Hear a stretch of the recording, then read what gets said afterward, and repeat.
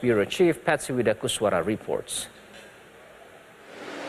A Roman tradition at the Trevi Fountain, G20 leaders tossing a coin for luck. They'll need it to address global problems, including the existential threat of climate change. We face a simple choice. We can act now or regret it later. The grouping of 19 countries and the European Union accounts for more than 3/4 of the world's greenhouse gas emissions.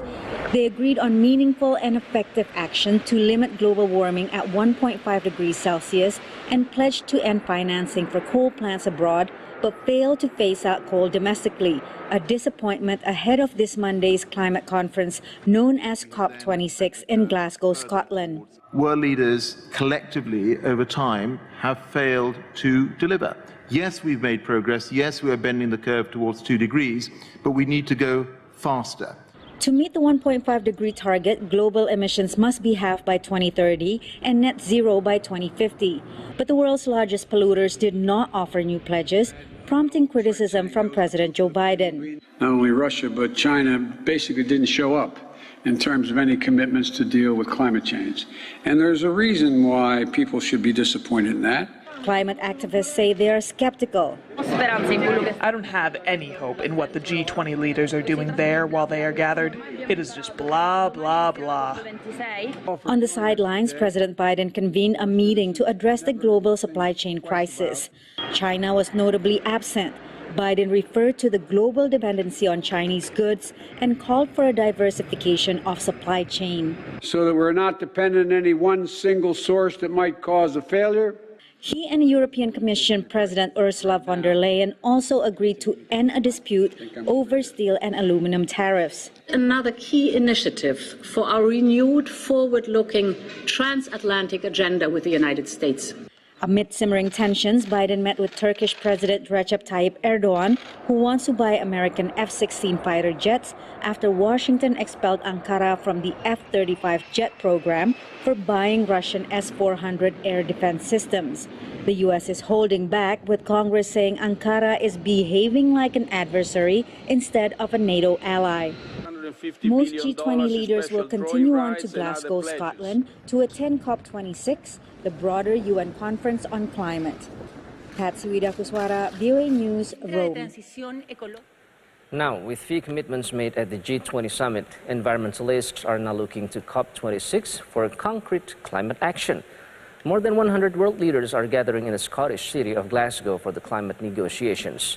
VOA White House Bureau Chief Patsy Widakuswara is traveling with U.S. President Joe Biden and joins us now from Glasgow. Patsy, Presidents Biden and Jokowi are scheduled to meet in Glasgow on the sidelines of COP26 in just a few hours. What's expected to come out of the meeting, Patsy?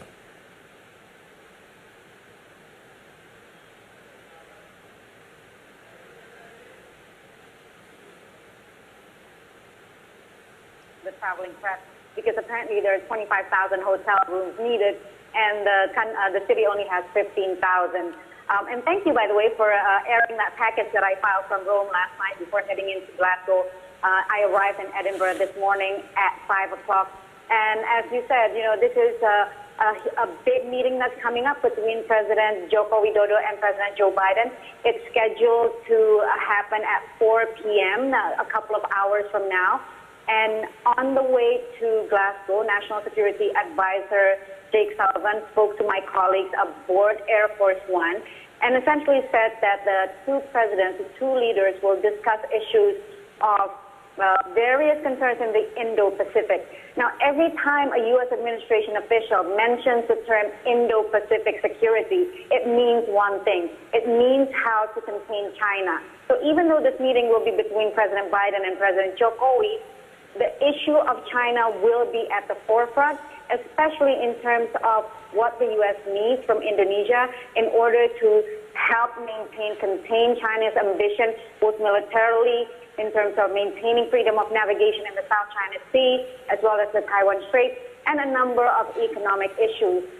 The other thing that the two presidents will be discussing are what are Indonesia's plans, because Indonesia, as you know, will be the next G20 leader, taking over presidency from Italia in December of 2021, ahead of the G20 summit. 2022 in Bali, which I will be very much looking forward to attend and covering. So Indonesia's outlines or agenda will be discussed by the two presidents. A couple of key convergences on the COP26 summit today from the two leaders would be climate financing. This is a pledge from rich countries like the U.S.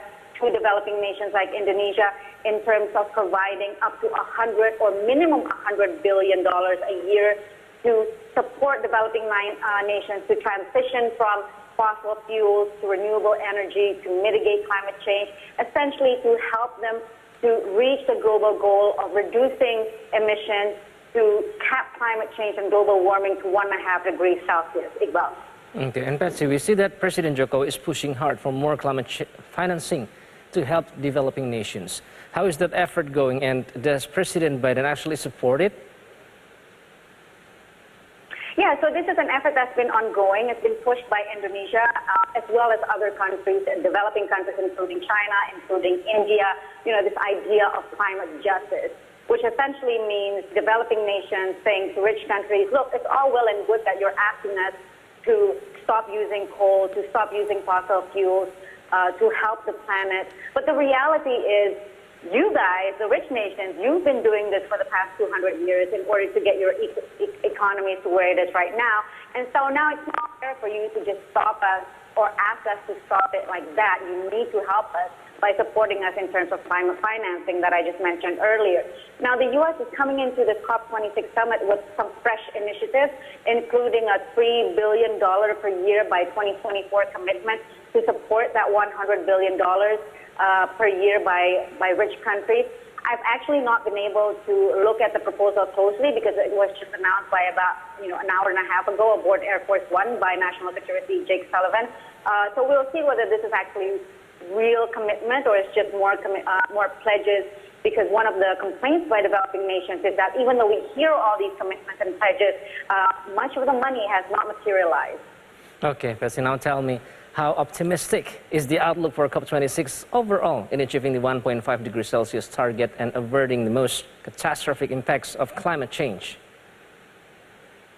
The short answer is not very optimistic, because we can see coming out of G20 in Rome on the last day when they talked about climate change, the leaders of the 20 wealthiest nations, including the United States and Indonesia, as well as the other leaders, they were not able to agree on the most important issue, which is phasing out the use of coal.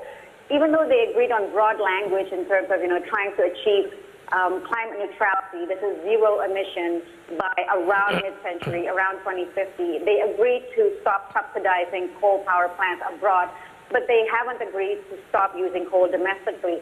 Obviously, this is an issue that Indonesia is concerned about as a big consumer as well as a big producer of coal.